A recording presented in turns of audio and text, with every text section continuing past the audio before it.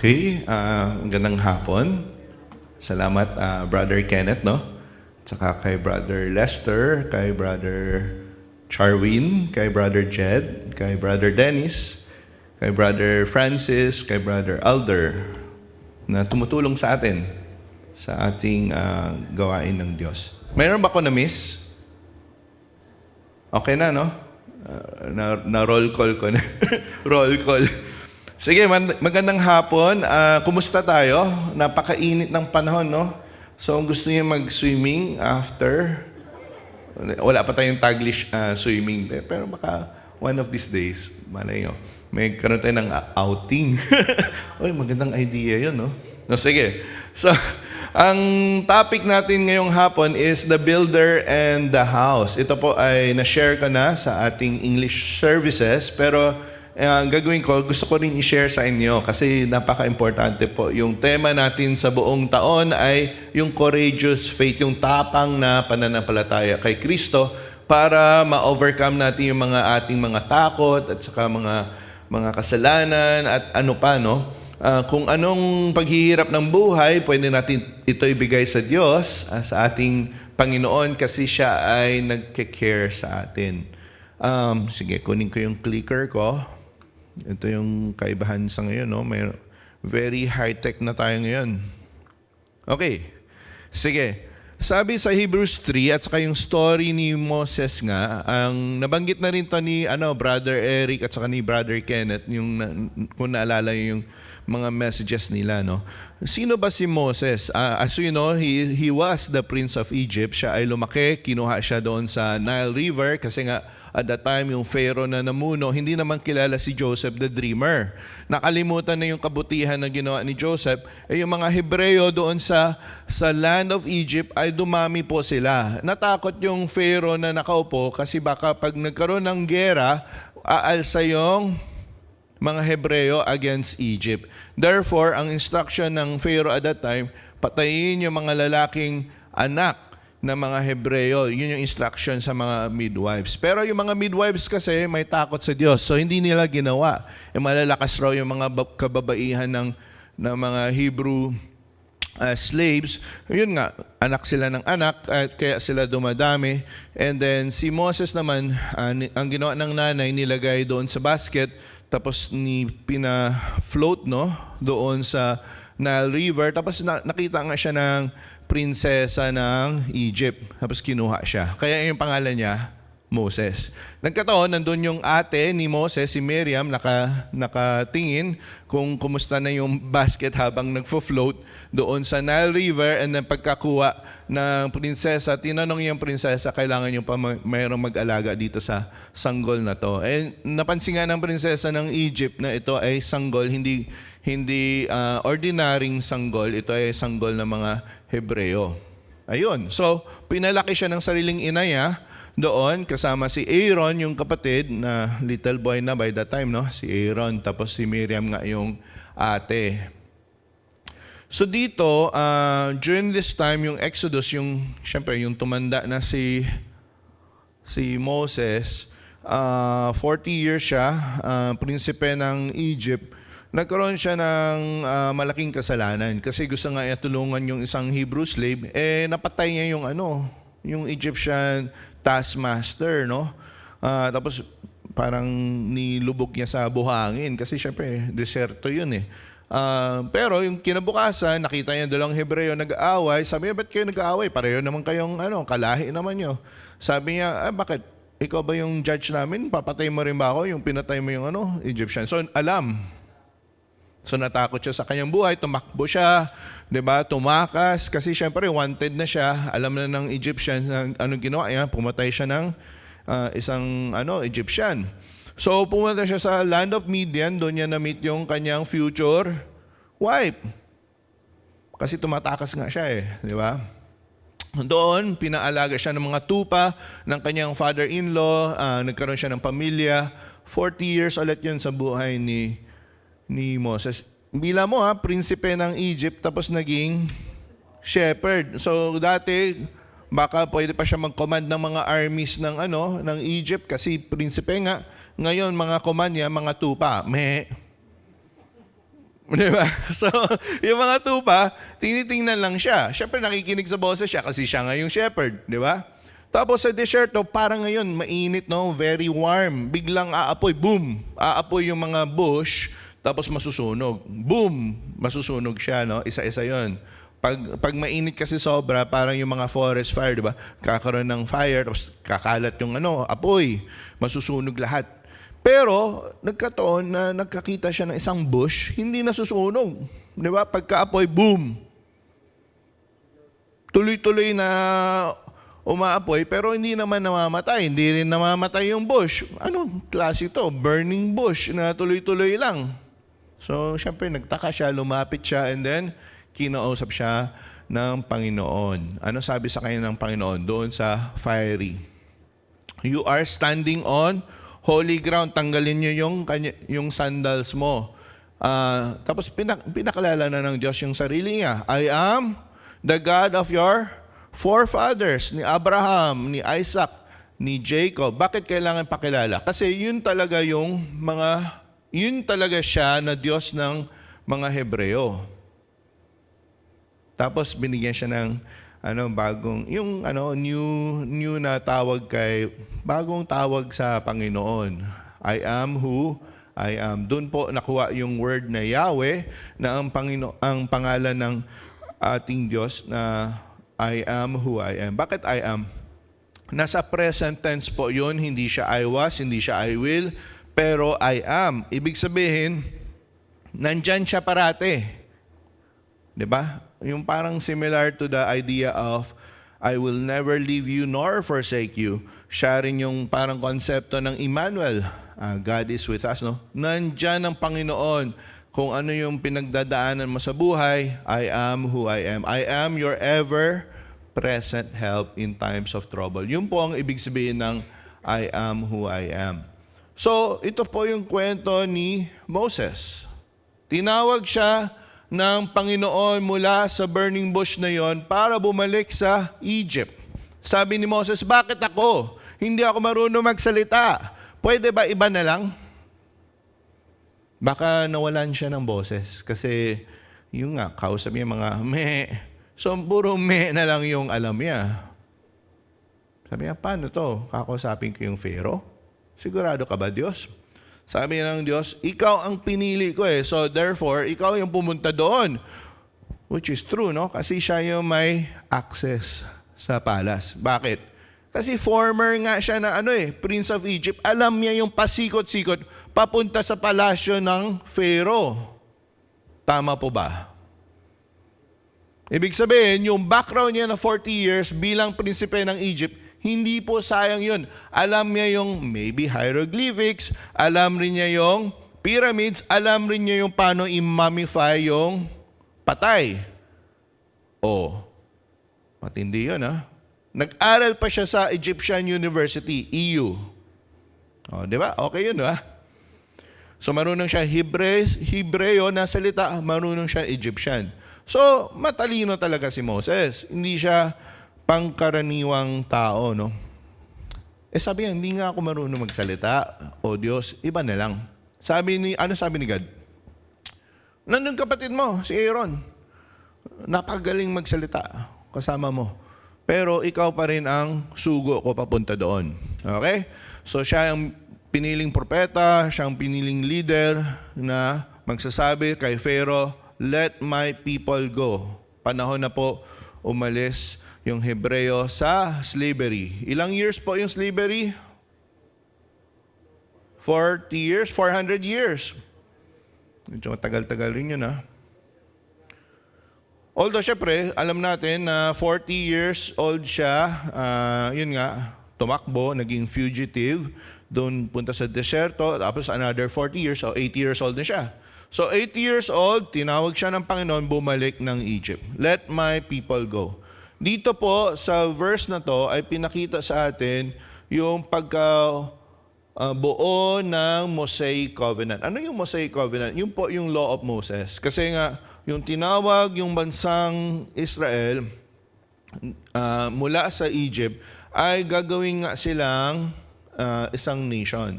Isang bansang banal, no? At saka isang kaharian ng mga priest. Of course, yung batas na binigay sa kanila, yung Mosaic Law at sa Covenant, ay batas siya para ituwid ang buhay nila at saka bigyan sila ng identity. Sa Pilipinas, meron tayong tinatawag na Constitution. Okay? Ano yung Constitution? Mga batas natin, di ba? Sa batas ng legal, mayroon yung dapat mong gawin at saka yung mga hindi mo dapat gawin bilang citizen ng Pilipinas. It's the same way. Yung Law of Moses, ganun rin ang binigay sa kanila para mataguyod ang bansang Israel at saka makapag-worship sila kay Lord doon sa desierto. Ang tanong nga ni Pharaoh kay Moses, bakit ayaw nyo dito na lang kayo mag-worship? Sabi ni Moses, hindi pwede kasi pag dito, papatay kami ng mga maraming tupa at saka ng mga baka, ayaw nyo yun, yung amoy ng dugo. Diba? Yun yung part ng worship, yung sacrifices, no?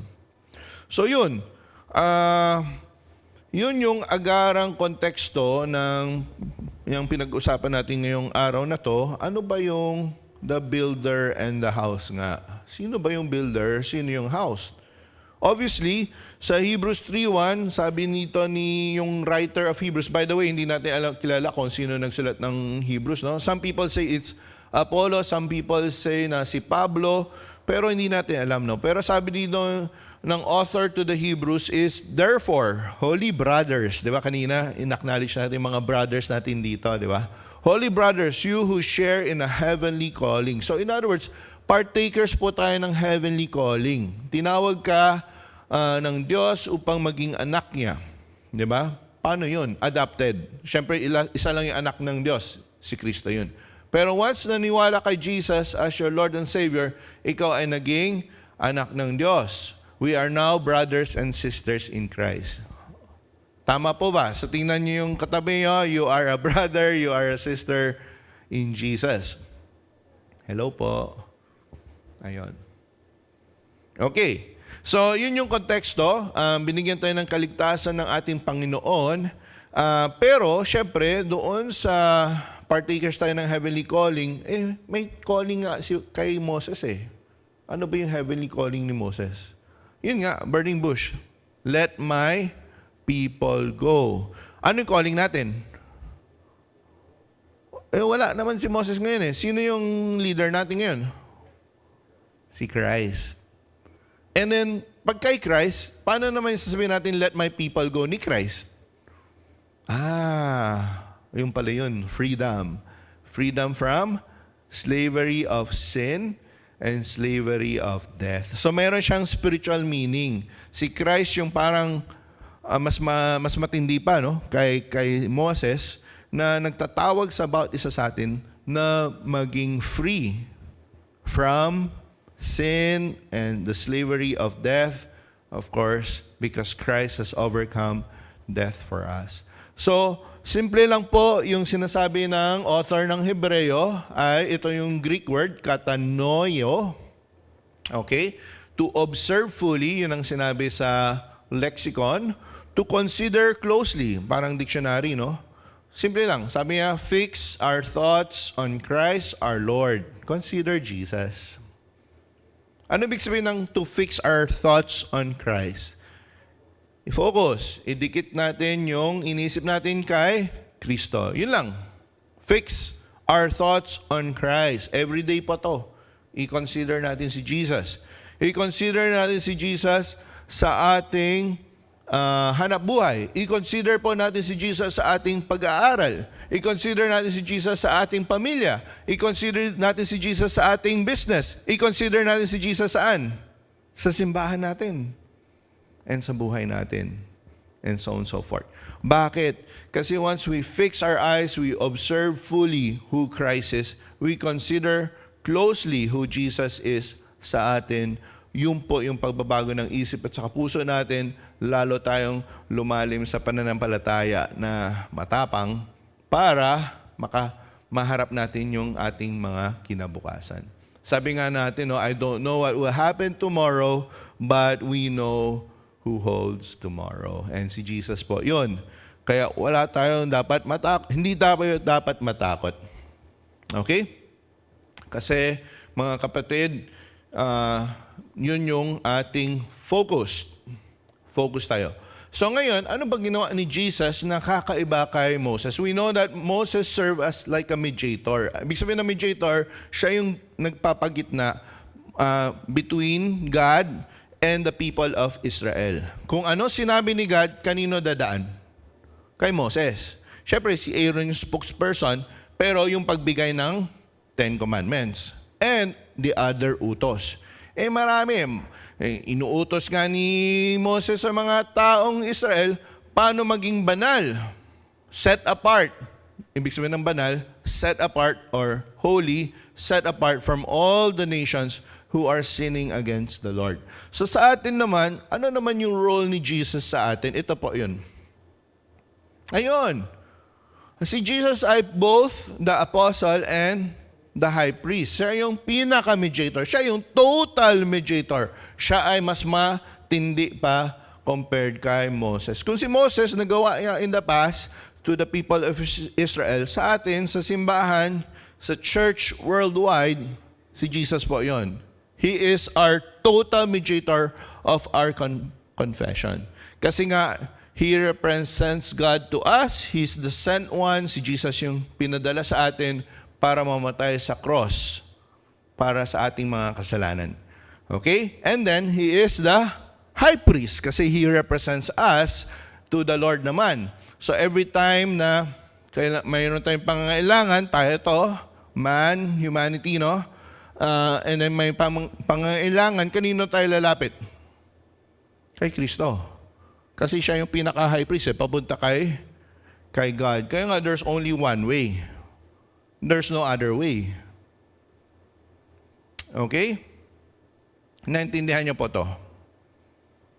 Apostle is someone sent to us from God, ipinadala sa atin mula sa Panginoon, at ang high priest, ang punong pare, ang kumakatawan sa atin sa Diyos. Dahil si Kristo ay namatay sa cross para sa atin upang tayo'y sumasampalataya at makatanggap ng kapatawaran ng ating mga kasalanan. Medyo mahaba yung sa Tagalog, no? Medyo tongue twister, pero napakahalaga po yun, di ba? Para tayo lahat magkaroon ng bagong buhay sa Kanya at buhay na walang hanggan. Okay po? Okay. Next, faithfulness. He was faithful to Him who appointed him, as Moses also was faithful in all God's house. Hebrews 3:2 po yung passage. Faithfulness ang pinag-uusapan. Moses was faithful to the end. Kasi after yung sabi niya kay Pharaoh, let my people go, ayaw ni Pharaoh, tigas ng ulo, di ba? Binigyan ng 10 plagues.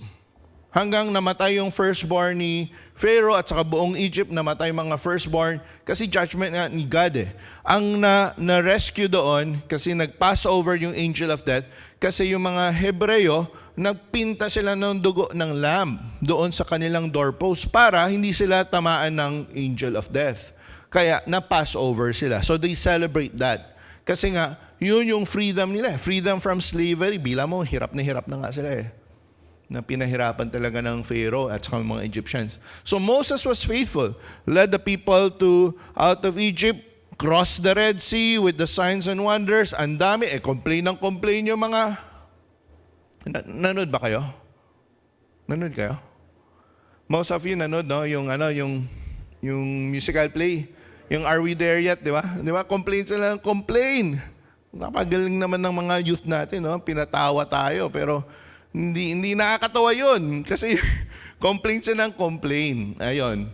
So, nagkaroon ng judgment, yung generation na yun, ayaw maniwala, hindi sila makapasok ng promised land. Even Moses na disqualify kasi nagalit siya sa mga tao, na-frustrate siya. Sabi ni God, kausapin mo yung rock. Anong ginawa niya? Ni-struck niya ng dalawa, so siya ay na-disqualify, hindi siya nakapasok. Ayan. Pero Moses was faithful as a steward. He was faithful as a servant of the Lord in God's house, which is Israel. Ngayon, punta sa New Testament, si Jesus po yon. Pinaka-perfect, pinaka-author and finisher of our faith. Faithful po siya kasi siya yung builder mismo, si Jesus. He's the Son of God who is the ultimate builder. Therefore, He's greater than Moses in that sense. Kasi nga, Jesus fulfills the law. The 10 Commandments. First 4 is love God with all your heart, soul, mind, and strength. Thou shalt not have other gods before me. Thou shalt not make any graven image. Thou shalt not take the Lord's name in vain. Remember the Sabbath and keep it holy. First 4 ng commands, love God, no? Last 6 ng 10 Commandments, love your neighbor as yourself. Simula, honor your father and your mother so that it will go well with you. May promise doon si God. And then thou shalt not murder, thou shalt not commit adultery, thou shalt not steal, thou shalt not, ano pa? Covet thy neighbor's goods, etc., etc. Okay? Kasi sa unang panahon, ang ganda ng donkey, kinokovet. Kinukuha ng neighbor, ang ganda ng ng donkey. Pwede ba sa akin na lang? Ngayon, hindi donkey. Ang ganda ng kotse mo. So, pwede sa akin na lang. Ayun. So, nagkaroon ng covetousness, no? Okay, so he was faithful to him. Next slide. Tingnan natin, no? Ito na.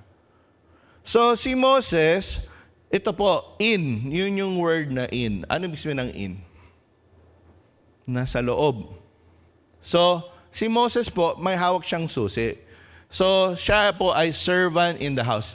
Di ba, pag may servant sa house, siya po may hawak ng susi. Siya yung taga-bukas, taga-serado ng mga pinto. Kasi Moses was faithful in all God's house as a servant. Ang Greek word po ay therapon. Ngayon, all of us are servants in the house of God. That's true, no? As we serve God and serve one another. Yun yung difference po. A testimony of future things, Moses gave the law, and then the 10 Commandments to testify to the things that were to be spoken later. So, nagsimula sa desierto. So, wala pang structure, nagkaroon ng tabernacle, di ba? Yung mga gold platings nila doon, medyo maganda yung pagkagawa kasi may Holy of Holies pa. Tapos yung pillar of cloud, pillar of fire. So, ang keyword naman kay Jesus is over. Kung kay Moses is in, he was a servant in the house, pero ngayon si Jesus comes and he is over the house. Ruler, perfecter, new covenant in Christ. Jesus po is greater, kaya may sign na greater, no? The son over the house. Christ is faithful as a son over God's house. Ayun, yun yung good news po. Kasi we follow Jesus, siya ay greater than anyone in the Old Testament, New Testament. Siya po ang pinaka-focus, siya po ang pinaka-mediator because He is the Son of God. So ngayon, ito yung nagiging problema. Maraming tao gusto maging over the house. Kaya tayo nagkakaproblema. Kasi people want to be rulers.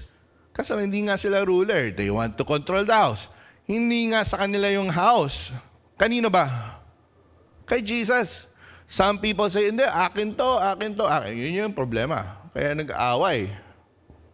Diba? Napakalungkot naman pag yung simbahan, nag-aaway sila dahil sa leader so-and-so, leader so-and-so. Sino ba kampi mong leader? Hindi nag-aaway yung mga leader, kawawa. Divided yung house, yung church. Ang tawag natin doon, church split. So, yun yung kailangan natin maging maingat. Diba? Kasi sino ba ang pinaka-leader natin? Si Jesus lang. Okay, the logic of glory, no? The builder of a house has more honor than the house itself. Obviously, pag ikaw yung architect, ikaw yung engineer, ikaw yung builder, mas mataas yung glory mo compared sa house. Tama, no? So we give due honor and glory. Sa design, dati gusto ko maging architect, so mahilig talaga ako sa mga buildings. Nag-aaral po ako ng mga buildings, yung mga square meter, binibilang ko po yun dati. Pero ngayon, hindi na kasi ako architect, pastor na po. Aba? Pastor na nagsaserve sa house ni God. But ultimately, we know that the logic is that yung sino ba yung owner ng house natin? Si Jesus yun. Hindi po si Pastor Hem, hindi po other pastors, Si Jesus po. Okay? That's the logic of glory. The builder of all things, for every house is built by someone, but the builder of all things is God. Ang ganda ng design, no? Hindi naman ganun kaganda yung sa Jubilee. Pero okay na. Di ba? Pag tinignan mas taas, ganda. Pati dito, ang ganda. Ang ganda ng pagka-renovate natin, no? Praise the Lord sa ating mga architect, engineer, at saka interior design. Tama po ba? So once a house is being preserved, being built, being improved, dito po, yun nga, simula ng ating paglilingkod sa Diyos, nagkakaroon po ng value. Yun po yung kagandahan ng beautification ng house of God. Of course, these are external, di ba? Architecture, interior design, all are external. Ano yung internal? Yung builder ng puso natin. Yung pagbabago ng isip, di ba? Ng words natin, ng action. Yun yung pinaka-importante. Okay? Kaya kailangan natin magtiwala kay Kristo. Okay, comparison ulit. Revealed, contrast. Doon sa passage natin, no? Of course, the logic of glory. Moses is the faithful servant, as I mentioned already, terapon. Sino naman si Jesus? Faithful son. Huios. Ang Greek word. And then, Moses is in the house, and Jesus is over the house. And then Moses is a testimony to the future, kasi pointing to Jesus nga, no? And then, Jesus is the fulfillment of the future. Napaka-importante po to sa atin para ma-understand natin na nag-obey pa rin tayo ng Ten Commandments kasi Jesus fulfills the Ten Commandments. And once we love God with all our heart, soul, mind, and strength, love our neighbor as ourselves, we fulfill the perfect 10. Kaya pala siya tinawag na perfect 10. Kasi 10 commandments, di ba? Although 613 utos naman yan marami pang utos, ang daming utos ng Diyos. Bakit? Kasi nga para maging banal sila, set apart compared to the surrounding nations during that time who were idolatrous, doing a lot of prostitution, false worship, etc. Kaya nga, nilinis ng Diyos yung kanyang house, okay, with judgment. And then ngayon with His mercy, fulfilled nga in Jesus, we receive the mercy of God in the cross of Jesus. Kasi nga both the justice and mercy of God is seen in the cross. And once we believe in Jesus, we receive His mercy. Siya po yung nagpay ng penalty of our sin. There are no sacrifices needed kasi si Jesus yung ultimate sacrifice. There were sacrifices ng mga tupa, ng mga baka sa unang panahon kasi nga without the shedding of blood, there is no remission of sins. No? Walang covering yung sins. So, ang tanong ngayon sa Hebrews 3:6, whose house we are? Kaninong house ba tayo?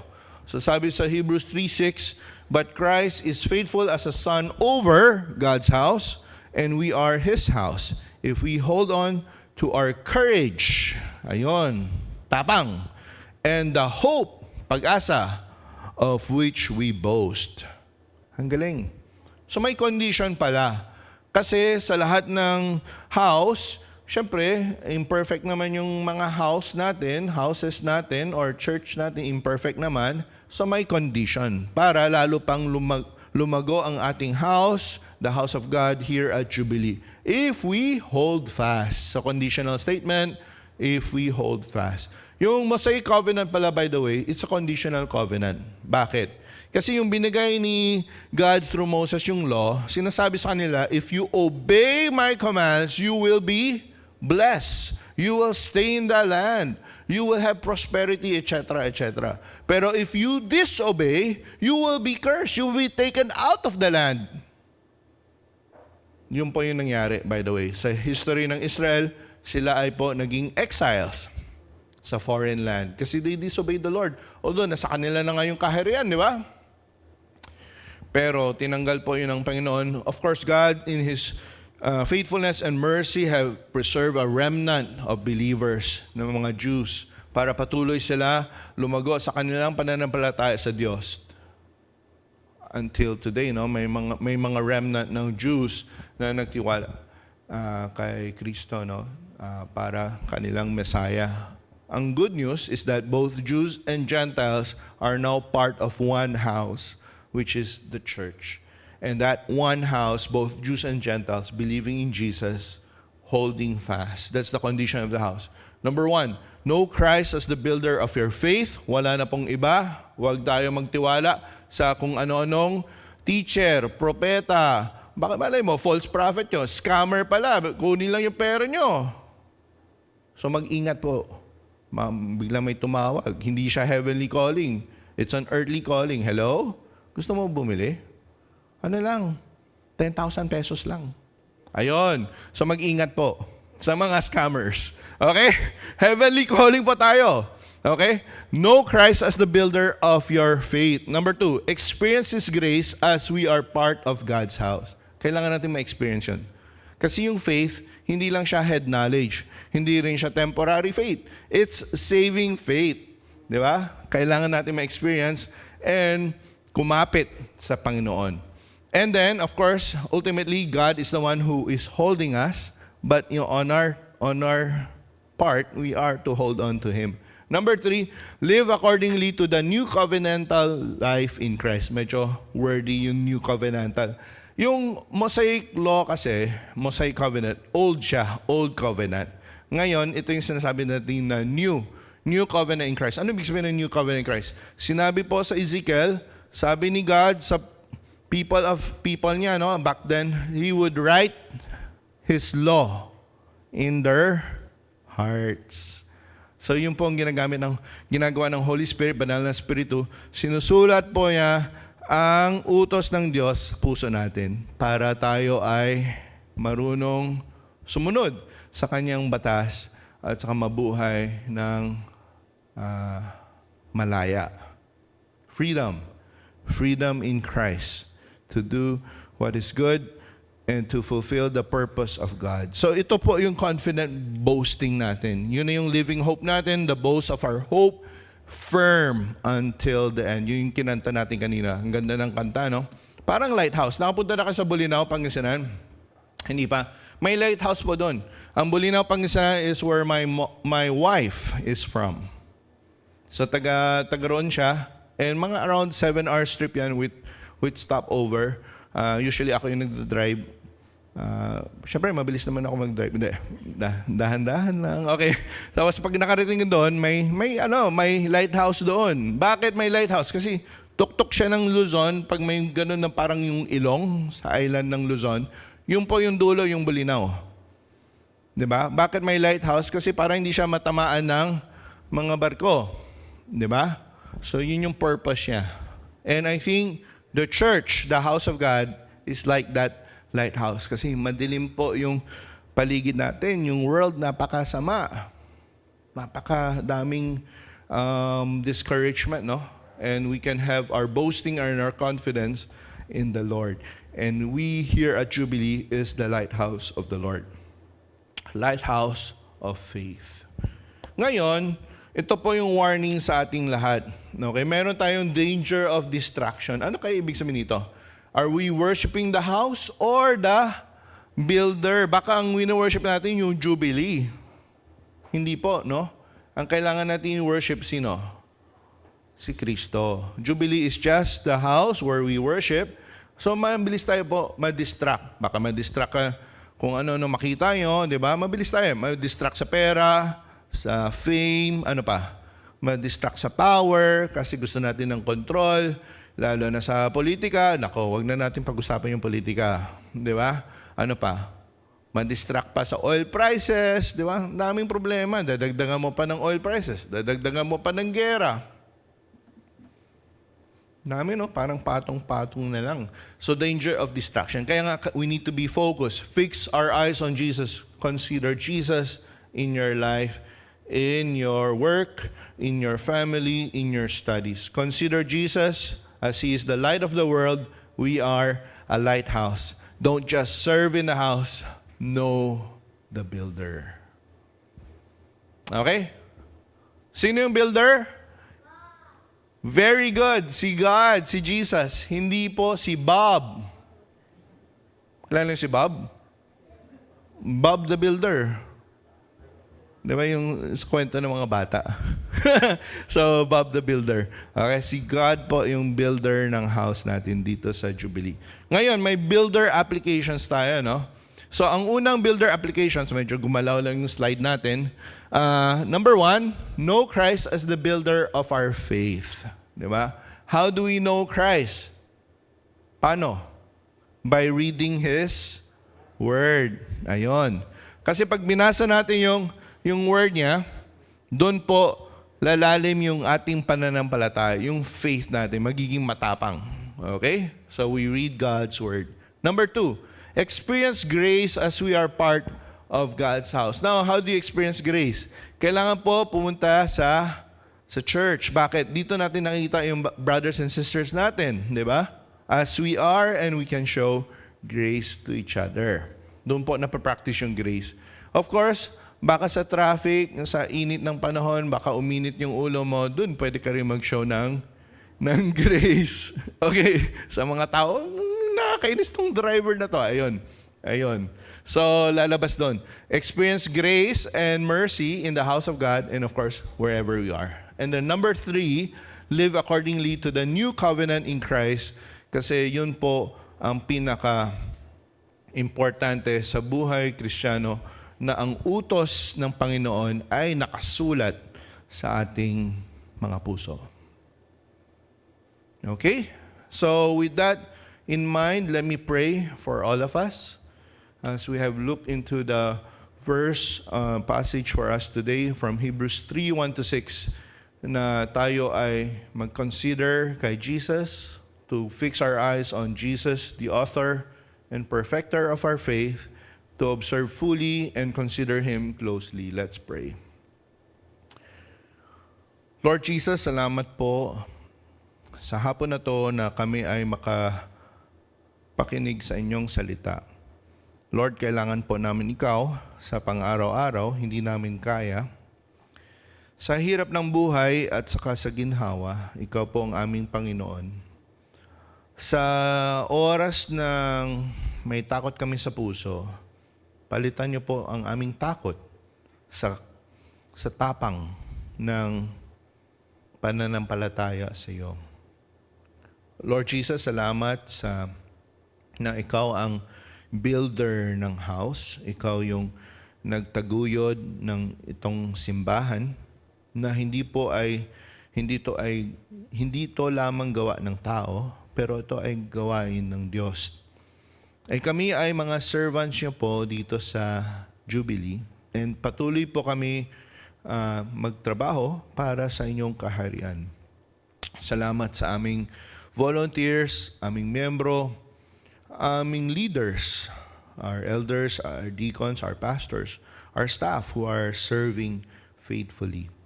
Lord, help us to be like Moses as servants in the house, faithfully fulfilling what you have called us, our heavenly calling. And all the more, Lord, we are in submission to your rule in our hearts, Lord Jesus, because you are the builder, you are the owner of this house, and you rule over all things.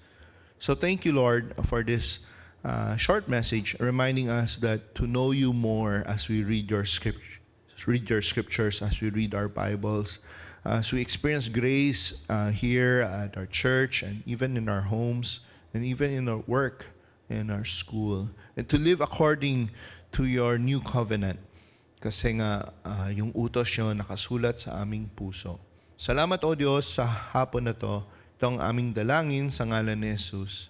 Amen.